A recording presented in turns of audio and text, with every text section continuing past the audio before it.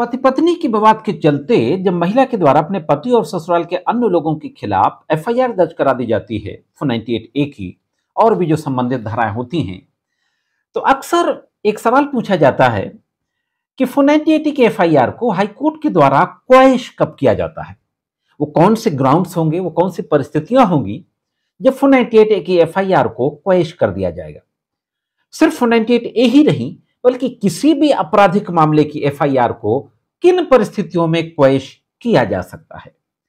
तो साथियों, मैं करीम अहमद सिद्दीकी एडवोकेट आज फिर हाजिर हूं आपके बीच में अपने YouTube channel legal and social awareness में इसी कानूनी सवाल को लेकर के।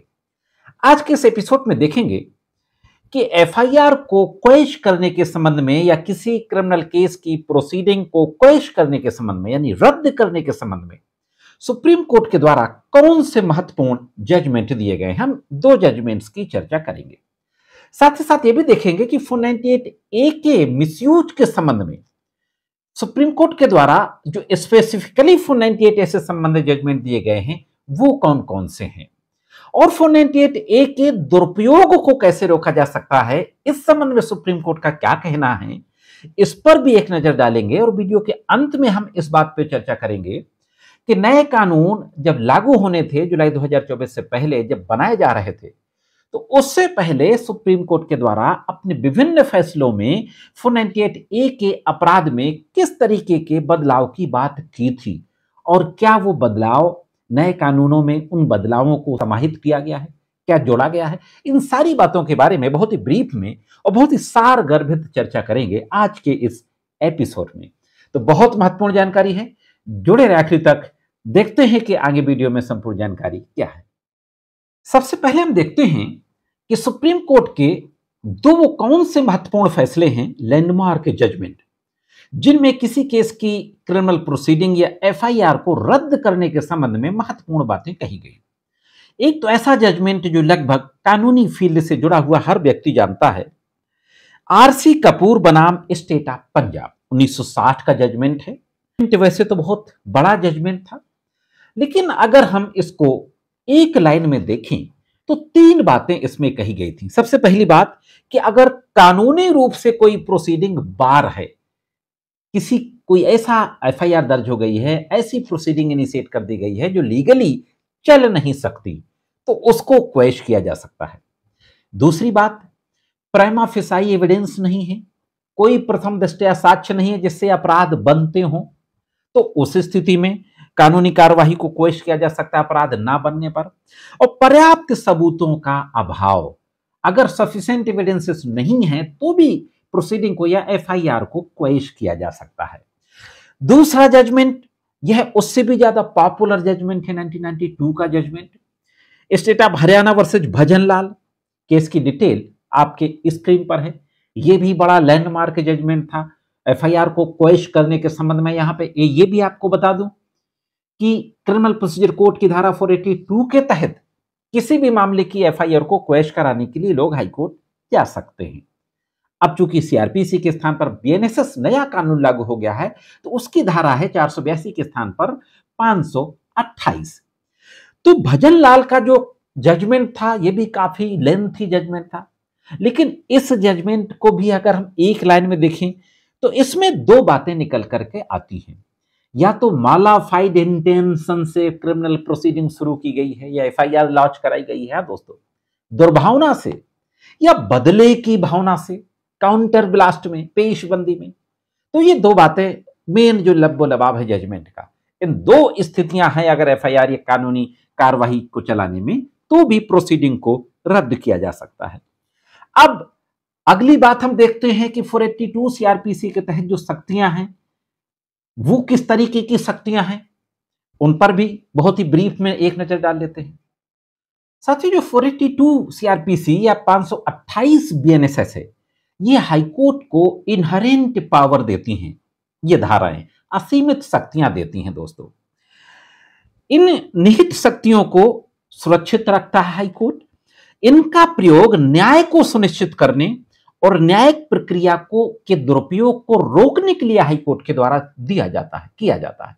दो महत्वपूर्ण बातें, न्याय को सुनिश्चित करने और न्यायिक प्रक्रिया के दुरुपयोग को रोकने। अब इनको हम 3 श्रेणी में देखते हैं। इन 3 श्रेणियों में हाई कोर्ट इन शक्तियों का प्रयोग करता है। सबसे पहली जो परिस्थिति है, संहिता के तहत किसी आदेश को प्रभावी बनाने के लिए, अगर कोई ऐसा आदेश है जिसको प्रभावी बनाना है तो इस शक्ति का प्रयोग किया जा सकता है। दूसरा, न्यायालय की प्रक्रिया के दुरुपयोग को रोकने के लिए, जैसा मैंने अभी कहा था। तीसरा, न्याय के उद्देश्य को पूरा करने के लिए। ये 3 परिस्थितियां हैं जब 482 या 528 जो बेनेसेस की धारा है उसके तहत जो निहित शक्तियां प्राप्त हुई हैं, असीमित शक्तियां हाई कोर्ट को, उनका इस्तेमाल दोस्तों किया जा सकता है।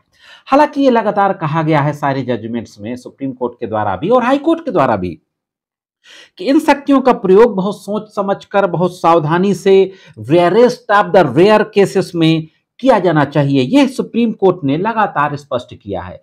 और सिर्फ एफआईआर को क्वेश करने के लिए नहीं, बल्कि चार्जशीट को क्वेश करने के लिए भी इस तरीके की शक्तियां हाई कोर्ट को प्राप्त हैं। अब दोस्तों हम देखते हैं कि जो 498A के मिसयूज को रोकने के संबंध में जो स्पेसिफिक जजमेंट्स हुए सुप्रीम कोर्ट के द्वारा, लैंडमार्क जजमेंट, उन पे भी हम 2-3 जजमेंट्स पे चर्चा कर लेते हैं और देख लेते हैं कि क्या है।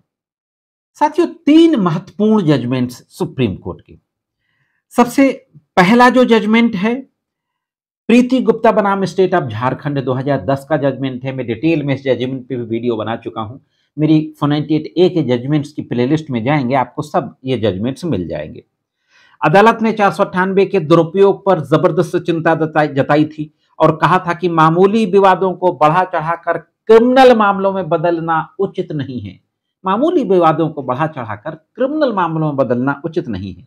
अदालत ने इस प्रावधान की पुनः समीक्षा के लिए विधायिका को सुझाव भी दिया था साथियों। तो यह बात प्रीति गुप्ता के मामले में सुप्रीम कोर्ट के द्वारा कही गई। दूसरा एक महत्वपूर्ण और बहुत ही पॉपुलर जजमेंट, अरनेश कुमार बनाम स्टेट ऑफ बिहार 2014 का मामला था। आप सभी जानते हैं कि अरनेश कुमार के आने के बाद से गिरफ्तारियों पर रोक लग गई थी। सुप्रीम कोर्ट ने कहा था बिना पर्याप्त जांच के गिरफ्तारी करने की आवश्यकता नहीं है, इस बात पे जोर दिया गया था। आपको अगर मालूम हो 10 साल 15 साल पहले की स्थितियां, 498 की एफआईआर दर्ज होती थी, हस्बैंड गिरफ्तार कर लिया जाता था, हस्बैंड की तो बार बार बेल ही नहीं होती थी। अरनेश कुमार के बाद से इस मामले में गिरफ्तारी पर रोक लगी थी। एक और महत्वपूर्ण मामला 2012 का है, गीता मल्होत्रा बनाम स्टेट ऑफ यूपी। अदालत ने कहा कि रिश्तेदारों के नाम केवल औपचारिक रूप से एफआईआर में डालने से बिना किसी ठोस आरोप के उनके खिलाफ कार्रवाई नहीं चलाई जा सकती। सिर्फ एफआईआर में रिश्तेदारों का, परिवार वालों का नाम अगर डाल दिया गया, वो नेम्ड हो गई, इसका मतलब ये नहीं कि उनके खिलाफ कार्रवाई चलाई जाए। उनके खिलाफ स्पेसिफिक एलिगेशन होना चाहिए, बिना विशिष्ट भूमिका के कार्रवाई नहीं चलाई जा सकती। तो ये तो थे 498A के दुरुपयोग को रोकने के संबंध में महत्वपूर्ण जजमेंट। अब दोस्तों हम देखते हैं कि इनको रोका कैसे जा सकता है। वैवाहिक विवादों में न्यायिक प्रक्रिया के दुरुपयोग को कैसे रोका जा सकता है। अदालत ने देखा कि कई वैवाहिक विवादों में समान, अस्पष्ट और व्यापक आरोप होते हैं जिनमें किसी विशिष्ट आपराधिक कृत्य का उल्लेख नहीं होता। जनरल आरोप होते हैं। मोर देन हंड्रेड्स एफआईआर 498 को उठा के देख लीजिए। सारे ससुराल वाले दहेज बांधते थे, दहेज की मांग को लेकर मारपीट करते थे, सारा सामान लेके घर से भगा दिया, किसने कब कैसे टॉर्चर किया, किस तारीख को किसने क्या मांगा, किस तारीख को किसने कैसे मारा, कोई स्पेसिफिक एलिगेशन, स्पेसिफिक भूमिका नहीं होती है। कई बार ऐसे मामले डाइवोर्स पिटीशन हस्बैंड के द्वारा फाइल कर दिए जाने के बाद काउंटर ब्लास्ट में भी आ जाते हैं। तो इन चीजों को अदालतें देखेंगी 498A के दुरुपयोग को रोकने के लिए। पुलिस अधिकारियों के संबंध में है कि जांच में पुलिस अन्य आरोपियों को कोई ठोस सबूत अगर अन्य आरोपियों के खिलाफ नहीं पाती है तो मामला केवल एक पक्ष के खिलाफ चलता है, तो यह शिकायत की क्रेडिबिलिटी पर सवाल खड़ा करता है। मतलब पत्नी के, उसके घर वालों के बयान लिए और बस चार्जशीट लगा दी। यह उस पुलिस अधिकारी की जांच पर भी सवाल खड़ा करता है। अदालत ने चेतावनी दी कि ऐसे मुकदमों को जारी रखना रिश्तों को और खराब कर देता है और बच्चों पर भी नकारात्मक असर डालता है। दोस्तों ये बहुत महत्वपूर्ण टिप्पणियां हैं सुप्रीम कोर्ट की। दोस्तों सुप्रीम कोर्ट ने सिर्फ ये कहा कि 2023 में जो बीएनएस आया उसमें 498 को 2 धाराओं में बांट दिया गया, 85 और 86 में। फर्क सिर्फ इतना किया गया कि क्रुएलिटी को डिफाइन कर दिया गया एक अलग धारा दे करके, बाकी कुछ भी चेंज नहीं किया गया। सुप्रीम कोर्ट ने माना कि इस मामले में कार्रवाई को जारी रखना कानूनी प्रक्रिया का दुरुपयोग, न्याय का उपहास, ट्रावेस्टी ऑफ जस्टिस, यह प्रीति गुप्ता के मामले में माना था कि अस्पष्ट आरोप थे, असामान्य आरोप, सामान्य आरोप थे, जनरल आरोप थे और अस्पष्ट आरोप थे। तो इस तरीके से सुप्रीम कोर्ट ने इन तमाम मामलों में माना कि जहां स्पष्ट आरोप हो, समान आरोप हो, वहां कार्यवाही को खत्म कर देना चाहिए और यह मानना चाहिए कानूनी प्रक्रिया का दुरुपयोग किया गया है। तो यह थी दोस्तों एक महत्वपूर्ण जानकारी। कैसे लगी कमेंट्स करके जरूर बताएं। जाने से पहले जरूर कहना चाहूंगा, अगर चैनल में नए हो, वीडियो को पहली बार देख रहे हो, तो चैनल को सब्सक्राइब करके घंटी के बटन को दबाकर ऑल पे जरूर सेट कर दें। आज के एपिसोड में सिर्फ इतना ही। मिलते हैं किसी अन्य एपिसोड में कानून की जानकारियों के साथ। तब तक महत्वपूर्ण कानूनी जानकारियों के लिए देखते रहें लीगल एंड सोशल अवेयरनेस।